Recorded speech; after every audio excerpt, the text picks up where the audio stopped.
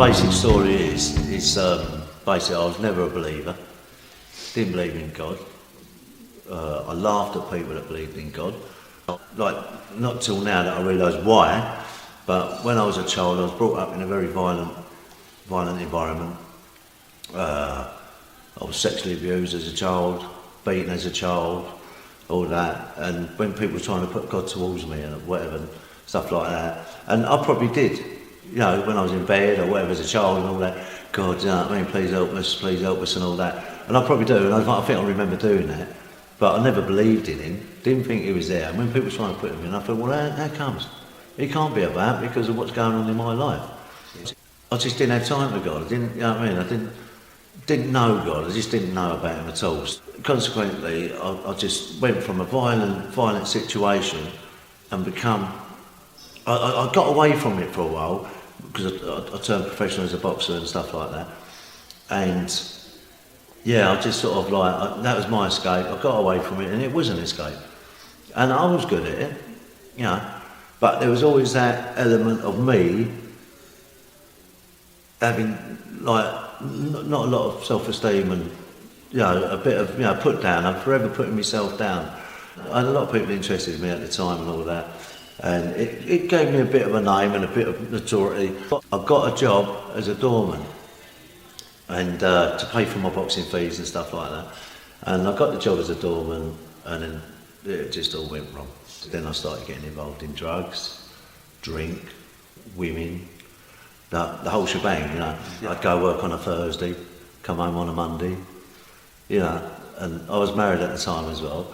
I went through, you know, basic breakup of marriages, you know, thinking that, you know, me telling them I love them, that's enough.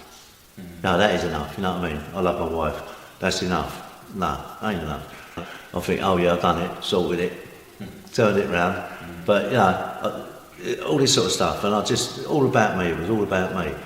You know, even as a father, you know, I was a part-time dad all the time. You know, I become a part-time dad. Through my own destruction, I become a part-time dad, totally rubbish, really, you know what I mean? Because I take them down the pub with me, they're doing what I'm doing, you know, I you know, come and meet all my odd nut mates, you know, and so when I didn't have the children that, I'd be out doing drugs, drink, fighting all the time. I enjoyed it, I did enjoy it, you know, and it was wrong. And like I say, I just went through total, like, barbed wire and destruction. It was just chaos. My life was chaos, but it was all my own causing. You know what I mean? It was all for me, and I blamed everyone for it. And, yeah, I couldn't accept that it was me creating all this mess, this chaos. You know what I mean? It always had someone else's fault. It was always whatever it was. I mean, my past is terrible. It's shocking, and I'm ashamed of it. I am ashamed of it. You know, I didn't know how to turn anything around. Because part of me did want to do good stuff, part of me wanted to, I always had a good heart, but I overshadowed it with rubbish and, you know, chaos. I was getting ready to work one day and I was talking to my wife, and as I bent down to pick something up, I give it a cough, and I came up and I remember, oh, that hurt, you know. I came up, started talking, and bang, I had an aneurysm, burst aneurysm, which caused me to have a heart attack and a stroke at the same time. Boom. That was me dead on the floor. My wife panicked, ringing the phone, you know, ringing ambulances, all this, that, and it couldn't have been nice for her to see, really, to be honest with you.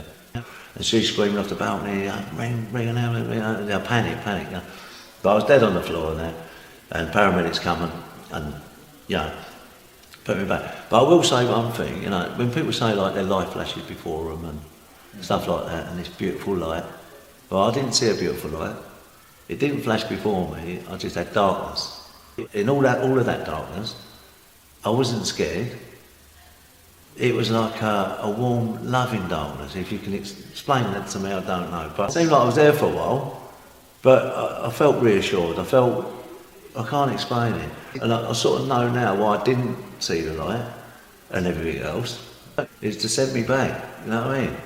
He weren't going to show me all this good stuff and all that, because I didn't want to go back. I might want to stay. He wanted to bring me back. And he brought me back, not to carry on the way I was. He brought me back for a reason, you know. And I've been finding it and struggling with it, you know, because I'm new to this game, you know, as a Christian and everything else, and new to what I'm feeling now. My heart was just full of hate. I had no room for nothing. I had no passion, I had no compassion, I had no love, I had no nothing. I thought I had love, but I didn't know what love was. If you was to turn around and said to me, oh, my dad died last night, I'd say to you, oh no, you're joking. Really? Oh, that's really bad. But in the back of my head, I'd be thinking, what are you telling me for? I had no room for nothing. I was full up with hate. I couldn't go any other way. I didn't know how to stop what I was doing. I weren't in control. I was wild, just totally wild. But anyway, like I say, that God had intervened, and that was the biggest right-hander I ever took. You know what I mean? Biggest right-hander I ever took. It knocked me off the face of the earth and put me back again.